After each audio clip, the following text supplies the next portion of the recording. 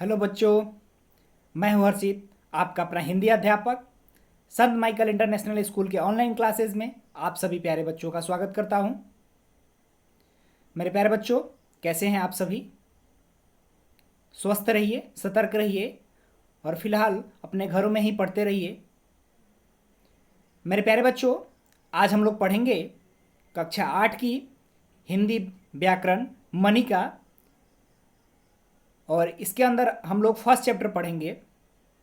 चलिए बच्चों, निकाल लीजिए फर्स्ट चैप्टर। बच्चों, ये आपका फर्स्ट चैप्टर है भाषा, लिपि और व्याकरण।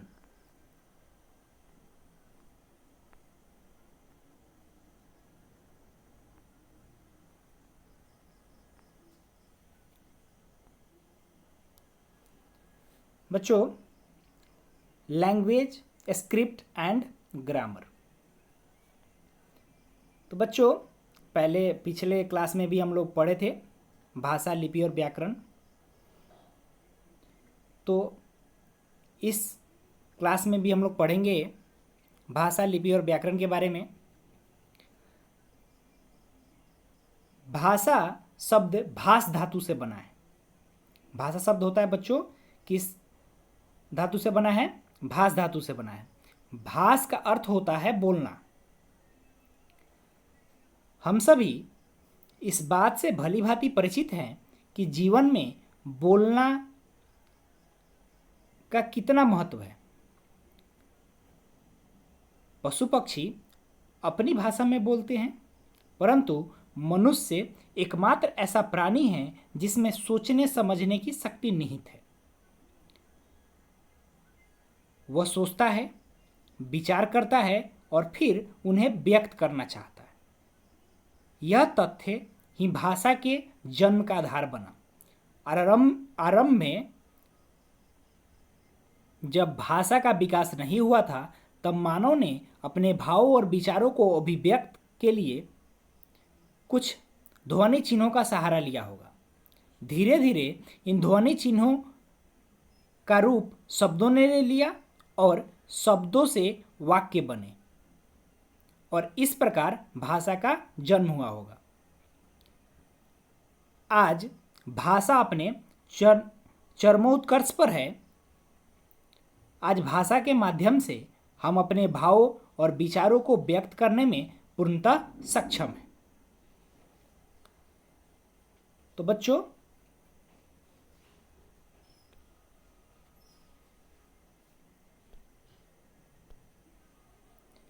यहाँ एक तस्वीर है, देखिए। लिखा हुआ है, गीता देखो ये मोर कितना सुंदर है। राहुल ये पत्र पढ़कर बताओ।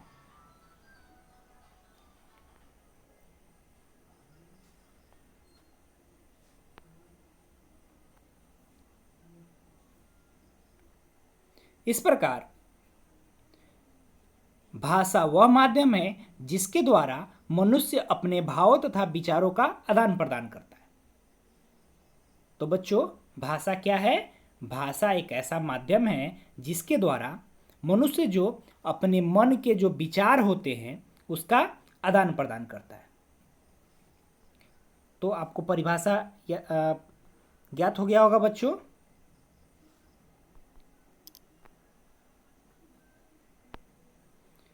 विश्व में अनेक भाषाएं प्रचलित हैं, जैसे हिंदी, संस्कृत, अंग्रेजी, चीनी, रूसी, जर्मन, फ्रेंच, उर्दू, अरबी इत्यादि। बच्चों, भाषा जो होता है उसके दो रूप होते हैं। एक होता है मौखिक या कथित भाषा, स्पोकन लैंग्वेज। दूसरा लिखित भाषा, रिटन लैंग्वेज। तो बच्चों, हम लोग मौखिक भाषा समझेंगे।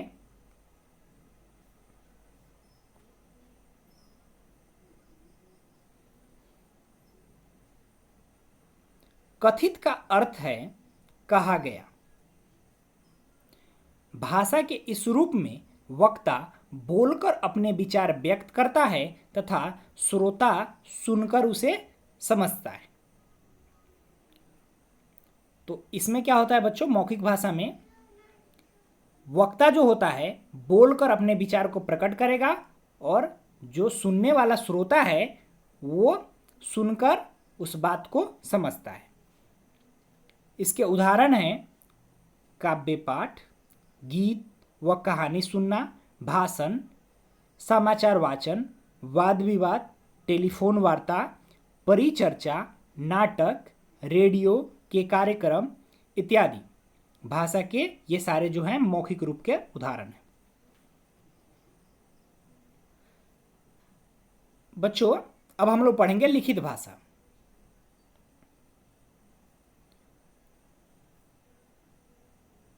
लिखित भाषा भाषा के इस रूप में हम अपने विचारों को लिखकर दूसरों तक पहुंचाते हैं तथा दूसरों के विचार को पढ़कर जानते हैं।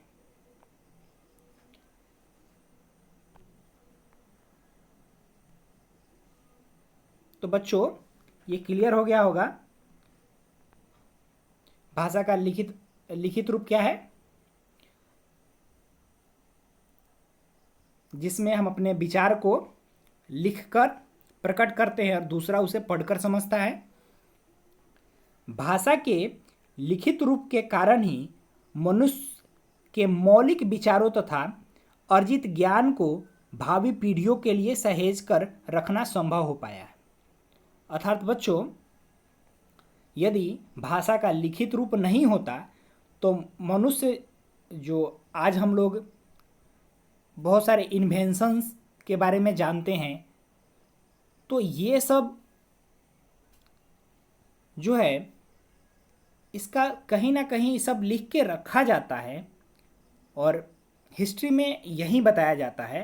पुराने पुराने शिलालेख पर बहुत सारे चीज़ मिले हैं लिखा हुआ, तो इसी के माध्यम से लिखित रूप के माध्यम से ही हम अपने भावी पीढ़ियों जो हमारी आने वाली पीढ़ी है उसके लिए अपने विचार को अर्जित कर पाते हैं। समाचार पत्र, पत्रिकाएं, पत्र, लेख, कहानी, संस्मरण इत्यादि भाषा के लिखित रूप के उदाहरण हैं। बच्चों आधुनिक युग में विज्ञान की प्रगति के कारण विचारों के आदान प्रदान के लिए अनेक नए नए साधनों का प्रयोग किया जा रहा है, जैसे स्थिर फोन तथा मोबाइल पर बात करना तथा लिखकर संदेश भेजना, कंप्यूटर से ईमेल तथा फैक्स भेजना, वीडियो कॉन्फ्रेंसिंग करना। तो ये सब बच्चों ये आधुनिक युग के एग्जाम्पल हैं, ये भाषा के आदान प्रदान का माध्यम है सारे। विभिन्न सूचनाओं को सुरक्षित रखने के लिए CD, audio tape, pen drive, floppy इत्यादि का उपयोग किया जा रहा है। इनके उपयोग से कम स्थान में अधिक सूचनाओं को संचित किया जा सकता है। तो आजकल बच्चों ये सबसे ज़्यादा उपयोग में लाई जाने वाली चीज़ें हैं, मतलब ये सब कम जगह में बहुत ज़्यादा डाटा को स्टोर करते हैं। अब सोचिए बच्चों जितने भी ऑफिसेज होते हैं उसमें बहुत सारे पेपर में लिख लिख के डाटा रखा जाता है और उसको सिंपल एक कंप्यूटर में यदि डाटा को एंट्री कर दिया जाए तो सोचिए कि कितना स्पेस को वहाँ कम किया जा सकता है। तो ये आज के समय में डाटा को सुरक्षित रखने के लिए ये सारे चीज़ अपनाए जा रहे हैं। बच्चों अब हम लोग पढ़ेंगे मातृभाषा। मातृभाषा जो मातृ प्लस भाषा अर्थात माँ से प्राप्त भाषा, वह भाषा जिसे बालक अपनी माँ तथा परिवार द्वारा सीखता है उसे मातृभाषा कहते हैं। तो यहाँ समझ में आ गया होगा बच्चों कि मातृभाषा क्या होती है। एक बच्चा जो अपने माँ और परिवार से जो भाषा सीखता है वो मातृभाषा हो गई। इस भाषा से बालक का सर्वप्रथम परिचय होता है। यदि परिवार में पंजाबी भाषा बोली जाती है तो बालक की मातृभाषा क्या होगी, पंजाबी होगी। यदि परिवार द्वारा मराठी भाषा बोली जाती है तो उस बालक की मातृभाषा मराठी होगी।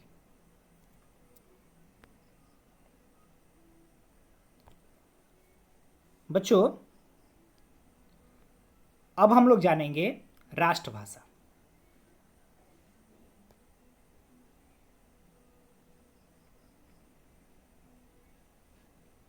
राष्ट्र प्लस भाषा अर्थात राष्ट्र की भाषा वह भाषा जिसका प्रयोग एक देश के अधिकांश निवासियों द्वारा किया जाता है, राष्ट्रभाषा कहलाती है। बच्चों, राष्ट्रभाषा क्या होती है? उस देश के ज़्यादातर लोगों द्वारा, अधिकांश लोगों द्वारा जिस भाषा का प्रयोग किया जाता है वो वहाँ की राष्ट्रभाषा होती है। और हमारे देश की हिंदी राष्ट्रभाषा है, क्योंकि भारत में हिंदी का प्रयोग लगभग 70% निवासियों द्वारा किसी न किसी रूप में किया जाता है।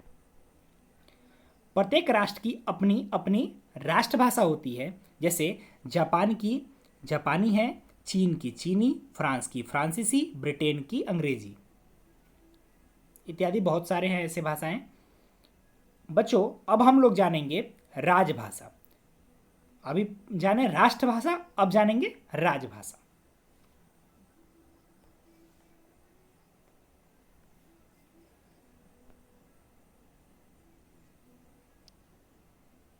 बच्चों, राजभाषा क्या होता है?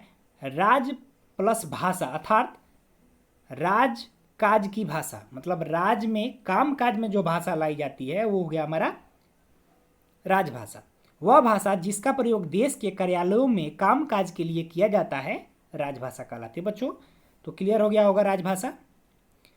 14 सितंबर सन 1949 को भारतीय संविधान के अनुच्छेद 343 के अनुसार हिंदी भाषा को भारत की राजभाषा घोषित किया गया। इसीलिए प्रतिवर्ष इस दिन को हिंदी दिवस मनाया जाता है।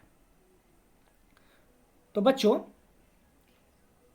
हमारी जो हिंदी राजभाषा है इसको कब स्वीकार किया गया? तो 14 सितंबर सन 1949 को स्वीकार किया गया।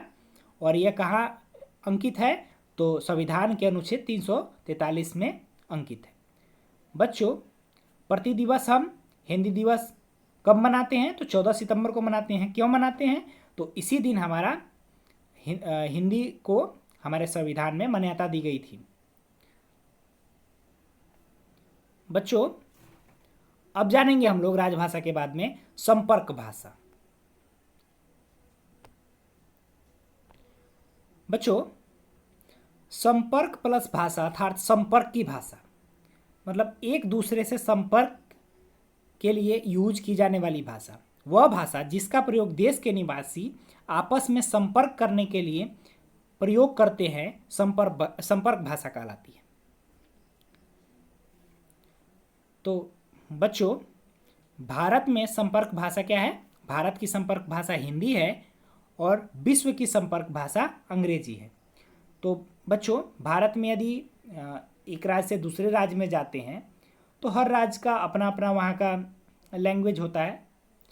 तो हमें बात करने के लिए भारत में कौन सी भाषा का इस्तेमाल करना होगा? तो हमें हिंदी भाषा का इस्तेमाल करना होगा। और यदि हम भारत से विदेश अब किसी और देश में जाते हैं तो वहाँ हमें अपने भाषा के लिए अंग्रेजी भाषा का इस्तेमाल करना होगा, तब हम वहाँ के लोगों से संपर्क कर सकते हैं, बात कर सकते हैं। तो बच्चों, हम लोग का क्लियर हो गया होगा यहाँ संपर्क भाषा। बच्चों, अब हम लोग आज के क्लास में इतना ही रहने देते हैं। अगली क्लास में हम लोग भारत की भाषाएं के बारे में पढ़ेंगे, भारत में कितनी भाषाएं हैं। तो बच्चों, आपका होमवर्क है कि जितने भी हम लोग यहाँ पे अभी टॉपिक पढ़े, आपको रफ के कॉपी में ये परिभाषा लिखना है। तो सबसे पहले भाषा का परिभाषा लिखिएगा, उसके बाद में लिखित भाषा, मौखिक भाषा 3 हो गए, उसके बाद में 4 मातृभाषा, 5 राष्ट्रभाषा, 6 राजभाषा और 7 संपर्क भाषा। तो ये सारे का आपको परिभाषा लिखना है और उसका पिक मुझे भेजना है। तो बच्चों, आज के क्लास में इतना ही। मिलते हैं नेक्स्ट क्लास में नेक्स्ट वीडियो में। तब तक दीजिए मुझे इजाज़त। धन्यवाद।